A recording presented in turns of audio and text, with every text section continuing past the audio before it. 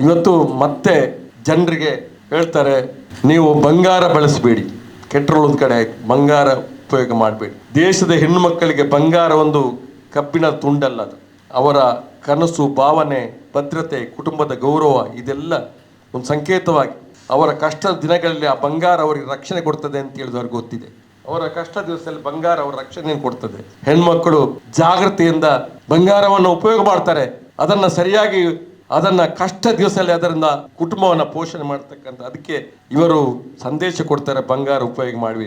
ಹೆಣ್ಮಕ್ಕಳ ಬಂಗಾರದ ತಾಲಿಯನ್ನು ಕೂಡ ಅವರ ರಾಜಕೀಯ ಪ್ರಚಾರಕ್ಕೆ ಬಳಸಿರ್ತಕ್ಕಂಥದ್ದು ತಾವು ಗಮನಿಸಬೇಕು ಅಂತ ಹೇಳ್ತಕ್ಕಂಥ ಮಾತನ್ನು ನಾನು ಈ ಸಂದರ್ಭ ಹೇಳಲಿಕ್ಕೆ ಬಯಸ್ತೀನಿ.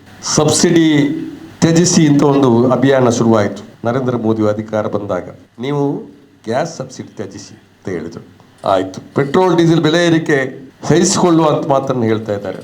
ಅಬ್ ಕಿ ಬಾರ್ ಮೋದಿ ಸರ್ಕಾರ ಅಂತ ಹೇಳಿದವರು, ಅಚ್ಚೇ ದಿನ್ ಆನೆ ವಾಲೆ ಅಂತ ಹೇಳಿದವರು, ಸಬ್ಕಾ ಸಾಥ್ ಸಬ್ಕಾ ವಿಕಾಸ್ ಅಂತ ಹೇಳಿದವರು, ನಾನು ಚೌಕಿದಾರ್ ಅಂತ ಹೇಳಿದರು, ಫಿರ್ ಏಕ್ ಬಾರ್ ಮೋದಿ ಸರ್ಕಾರ ಅಂತ ಹೇಳಿದರು, ಸಬ್ಕಾ ಸಾಥ್ ಸಬ್ಕಾ ವಿಶ್ವಾಸ್ ಅಂತ ಹೇಳಿದರು, ವಿಕಸಿತ ಭಾರತ ಅಂತ. ಇದು ದಿವಸಕ್ಕೆ ಒಂದೊಂದು ಒಳ್ಳೆಯ ಸ್ಲೋಗನ್ ಅನ್ನು ಹೇಳಿ ಜನರಿಗೆ ಮೋಸ ಮಾಡ್ತಕ್ಕಂಥದ್ದನ್ನ ಇವತ್ತು ದೇಶದ ಸರ್ಕಾರ ಮಾಡ್ತಾ ಇದೆ.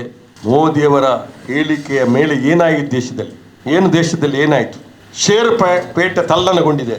ಇವತ್ತು ಡಾಲರ್ನ ಮೌಲ್ಯ ಇವತ್ತು ಪರಾಕಾಷ್ಠೆಗೆ ಹೋಗಿದೆ. ಒಂದು ಸಂದರ್ಭದಲ್ಲಿ ಹೇಳ್ತಾ ಇದ್ರು, ಡಾಲರ್ ಕುಸಿತ ಆಗ್ತಕ್ಕಂಥದ್ದು ನಮ್ಮ ದೇಶದ ಸ್ವಾಭಿಮಾನ ಕುಸಿತ ಆಗ್ತದೆ ಅಂತೇಳಿ. ಡಾಲರ್ಗೆ ಕುಸಿತ ಆದಾಗ, ಕಾಂಗ್ರೆಸ್ ಸರ್ಕಾರ ಇದ್ದಾಗ ಡಾಲರ್ ಕುಸಿತ ಆಗಿರ್ತಕ್ಕಂಥದ್ದು ನಮ್ಮ ದೇಶ ಸ್ವಾಭಿಮಾನ ಕುಸಿತ ಆಗ್ತಾ ಇದೆ ಅಂತ. ಇವತ್ತು ಏನಾಗ್ತಾ ಇದೆ? ಇವತ್ತು ಜಗತ್ತಿನ ಯುದ್ಧದ ಬಗ್ಗೆ ನಾವು ಮಾತಾಡಬೇಕಾದ್ರೆ ಅಮೆರಿಕ ಇಸ್ರೇಲ್ ಮತ್ತು ಇರಾನ್ನ ಮಧ್ಯೆ ನಡೀತಕ್ಕಂಥ ಯುದ್ಧದಲ್ಲಿ ಡಾಲರ್ನ ಮೌಲ್ಯ ಜಾಸ್ತಿ ಆಗ್ತಾ ಇದೆ. ಯುದ್ಧ ಆಗುವಂಥ ಪ್ರದೇಶದ ಅವರ ಡಾಲರ್ನ ಮೌಲ್ಯ ಜಾಸ್ತಿ ಆಗ್ತಾ ಇದೆ. ಆದರೆ ನಮ್ಮ ಪರಿಸ್ಥಿತಿ ಎಲ್ಲಿವರೆಗೆ ಆಗ್ತಾ ಇದೆ ಅನ್ನೋದನ್ನು ನಾವು ಅರ್ಥ ಮಾಡಬೇಕಾಗಿದೆ.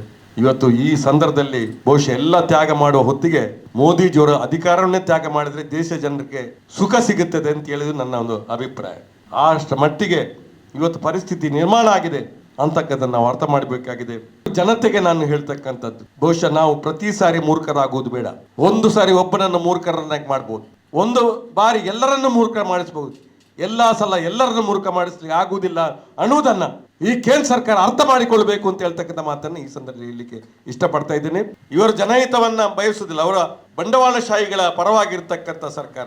ಕಾಂಗ್ರೆಸ್ ಸರ್ಕಾರ ಶ್ರೀಮಂತರ ಜೇಬಿ ಕೈ ಹಾಕಿ ಬಡವರ ಜೇಬಿಗೆ ಹಾಕ್ತಕ್ಕಂಥ ಕೆಲಸ ಕಾಂಗ್ರೆಸ್ ಮಾಡ್ತದೆ. ಇವರು ಬಡವರ ಜೇಬಿ ಕೈ ಹಾಕಿ ಶ್ರೀಮಂತರ ಕಿಸೆಗೆ ಹಾಕ್ತಕ್ಕಂಥ ಕಾರ್ಯಕ್ರಮ ಯಾವುದು ಅಲ್ಲ, ಯಾವುದು ಹೌದು, ಎಲ್ಲವೂ ಬಹುಶಃ ಬ್ಲ್ಯಾಕ್ ಅಂಡ್ ವೈಟ್ ಇದೆ. ಕೆಲವು ಜನ ಪೂಜಿಗಾರ ಬಂಡವಾಳಶಾಹಿಗಳು, ಅವರ ರಕ್ಷಣೆಗೆ ಮಾತ್ರ ಇರುತ್ತೆ ಸರ್ಕಾರ, ಅವರ ಏಜೆಂಟರಾಗಿ ವರ್ತನೆ ಮಾಡ್ತಾ ಇದೆ. ಇವತ್ತು ಪೆಟ್ರೋಲ್ ಕಂಪನಿಗಳಿಗೆ ನಷ್ಟ ಆಗ್ತಾ ಇದೆ. ಅವ್ರದ್ದು ಅಲ್ಲೂ ಯಾವುದು ಜನರಿಗೆ ತೊಂದರೆ ಆಗುತ್ತೆ ಅಂತ ಹೇಳಿದರೆ ಪೆಟ್ರೋಲ್ ಕಂಪನಿಗಳಿಗೆ ನಷ್ಟ ಆಗ್ತದೆ. ಎಷ್ಟು ದಿವಸ ನಷ್ಟ ಸಹಿಸ್ತಾರೆ? ಇದು ಅಲ್ಲ ಮಾತು, ಆ ಮಾತೇ ಆಡಬಾರ್ದು. ಜನರಿಗೆ ಕಷ್ಟ ಆಗ್ತದೆ, ಅದಕ್ಕೆ ನಾವು ಈ ಕಾರ್ಯಕ್ರಮ ಹಾಕ್ಕೊಂಡಿದ್ದೇವೆ ಅಂತ ಹೇಳ್ಬೇಕು. ಕಾಂಗ್ರೆಸ್ ಹೇಳಿದೆ ಅಂತ ಹೇಳಿದ್ರೆ ಕಾಂಗ್ರೆಸ್ ಕಾರ್ಯಕ್ರಮವನ್ನು ಹಾಕಿದೆ, ಯಾವತ್ತೂ ಕೂಡ ಬಡವರಿಗೆ ತೊಂದರೆ ಮಾಡ್ತಕ್ಕಂಥದ್ದು ಮಾಡಲಿಲ್ಲ. ಅದು ಯಾವುದೇ ವಿಚಾರವನ್ನೇ ನಾನು ಹೇಳಬೇಕಾದ್ರೆ ಸುಮಾರು ವಿಚಾರ ಹೇಳ್ಬೇಕು. ಆಹಾರ ಭದ್ರತಾ ಕಾಯ್ದೆ ಇರ್ಬೋದು, ಭೂ ಮಸೂದೆ ಕಾಯ್ದೆ ಇರ್ಬೋದು, ಋಣ ಪರಿಹಾರ ಕಾಯ್ದೆ ಇರ್ಬೋದು, ಜೀತ ಭದ್ರತೆ ಕಾಯ್ದೆ ಇರ್ಬೋದು, ಬಡವರಿಗೆ ನಿವೇಶ ಕೊಡ್ತಕ್ಕಂಥ, ಬಡವರಿಗೆ ಮನೆ ಕೊಡ್ತಕ್ಕಂಥ, ಬಡವರಿಗೆ ವಿಧವಾ ಮಾಸಾಸ, ಓಲ್ಡ್ ಏಜ್ ಪೆನ್ಷನ್, ಅಂಗವಿಕಲ ಮಾಸಾಸ ಕೊಡ್ತಕ್ಕಂಥ, ಮಧ್ಯಾಹ್ನದ ಬಿಸಿ ಊಟ ಕಾರ್ಯಕ್ರಮ ಇರ್ಬೋದು, ರೈತರಿಗೆ ಎಲೆಕ್ಟ್ರಿಕಲ್ ಫ್ರೀ ಕೊಡ್ತಕ್ಕಂಥ, ಎಲ್ಲ ಸುಮಾರು 1 ಗಂಟೆ ನಾನು ಮಾತಾಡ್ತೇನೆ ಕಾಂಗ್ರೆಸ್ ಬಡವರಿಗೆ ಕೊಟ್ಟಿರ್ತಕ್ಕಂಥ ಕಾರ್ಯಕ್ರಮಗಳು.